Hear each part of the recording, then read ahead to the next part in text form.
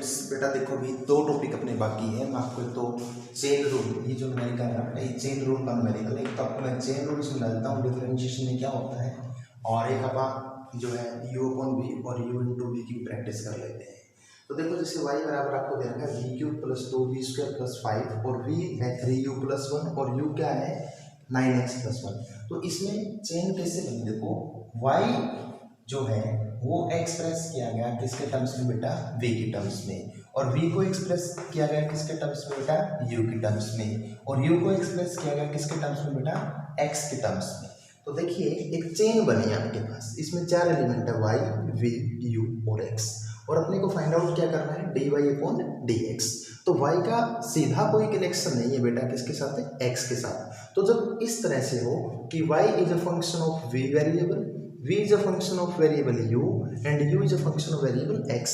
जब एक एंटिटी दूसरे वेरिएबल का फंक्शन हो फिर दूसरे तीसरे का फंक्शन हो, इस तरह से आपको फंक्शंस दिए जाए तो उसे हम कहते हैं चेन रूल मेथड। जैसे देखो यहाँ आपके पास क्या है, सबसे पहले मैं सिंपल वे में dy अगर करूँ, इसका डिफरेंशिएशन करूँ बेटा, तो इधर मेरे पास कौन सा वेरिएबल मौजूद है v, तो मैं dy अपॉन करूँगा dv।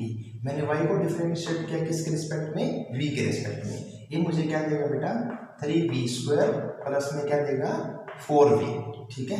और इस इक्वेशन के अकॉर्डिंग मैं dv अपॉन क्या निकालूंगा du, ये मुझे क्या देगा 3, और इसके अकॉर्डिंग मैं क्या निकालूंगा बेटा du अपॉन dx, ये मुझे क्या देगा 9। अब जो चेन रूल होती है उसमें जितने भी आपके डिफरेंशियल्स कोफिशिएंट बने हैं इन सभी को हम आपस में क्या कर देंगे बेटा मल्टीप्लाई। देखो जैसे अगर आपको dy अपॉन dx निकालना हो तो dy अपॉन dx कैसे निकलेगा, पहले ये first dy upon dv multiply with this one dv upon du multiply with that one that is du upon dx।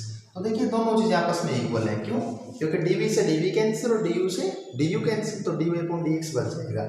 अब इनकी वैल्यू सब्स्टिट्यूट कर दो, इसकी वैल्यू कितनी है 3v² प्लस 4v इंटू में इसकी वैल्यू कितनी है बेटा 3, इसकी वैल्यू कितनी है 9, तो इक्वल मिला के कितना हुआ 27। इसकी से मल्टीप्लाई करोगे 81v² प्लस 27 के से मल्टीप्लाई करते हो तो आपके पास आएगा 108 और प्लस में साथ में क्या रहेगा आपका v।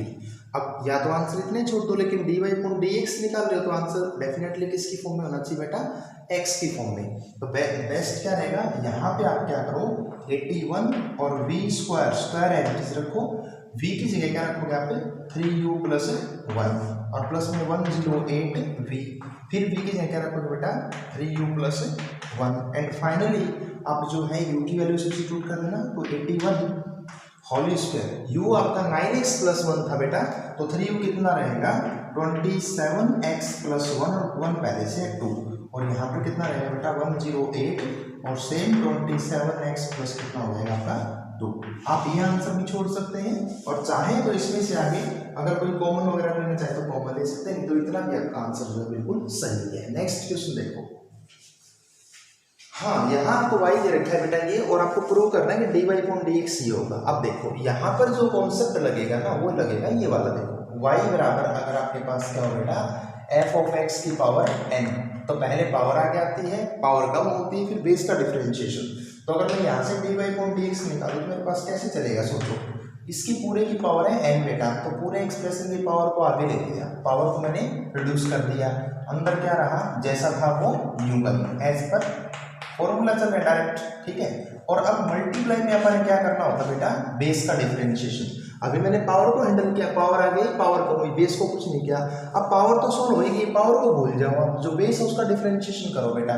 देखिए बेस है, इसका डिफरेंशिएशन क्या होगा, देखो x का 1 प्लस u का u, और देखो रूट का मैंने आपको सीधे बताया था अंडर रूट x जो होता है उसका डेरिवेशन आपके पास क्या था, बताता ना अंडर रूट x का 1 अपॉन में 2 रूट x। तो उसी प्रकार अगर कभी कोई आपसे अंडर रूट fx का पूछे तो उसका भी यही होता है 1 अपॉन में 2 रूट ऑफ fx, लेकिन उसके मल्टीप्लाई में क्या जाएगा बेटा f डैश x। तो इस शॉर्ट ट्रिक के बिहार पर अगर मैं इसका डिफरेंशिएशन करूँ तो क्या आएगा, सोचो 1 अपॉन में 2 और अंडर रूट में fx कितना आपका x² प्लस a² और मल्टीप्लाई में कितना आएगा इसका डिफरेंशिएशन क्या रहेगा बेटा 2x। तो ये इससे क्या हो जाएगा कैंसिल, एक स्टेप और आगे बढ़ो n x plus under the root of x square plus a square power n minus one. Multiply में जो चीज़ है उसका एलसीएम ले लीजिए, ठीक है। ये रहेगा x square plus a square, LCM आएगा तो ऊपर क्या हो जाएगा x plus under the root of x square plus a square. अब जरा सोचो ये चीज़ क्या बन गई n into x plus under the root of x square plus a square. इसकी पावर देखो n माइनस वन यहाँ और एक पावर यहाँ, तो कुल मिला के पावर हो गई n। और नीचे कितना है under the root of x square plus a square. अब देखो ये वाली चीज आपको किसकी इक्वल दी गई थी स्टार्टिंग में, y के इक्वल दी गई थी, तो आप इसकी जगह y सब्स्टिट्यूट कर सकते हैं। तो ny डिवाइड बाय कितना हुआ आपके पास x square plus a square. देखो आपको प्रूव भी यही करना था, तो इसको आप इस तरीके से भी सॉल्व कर सकते हैं।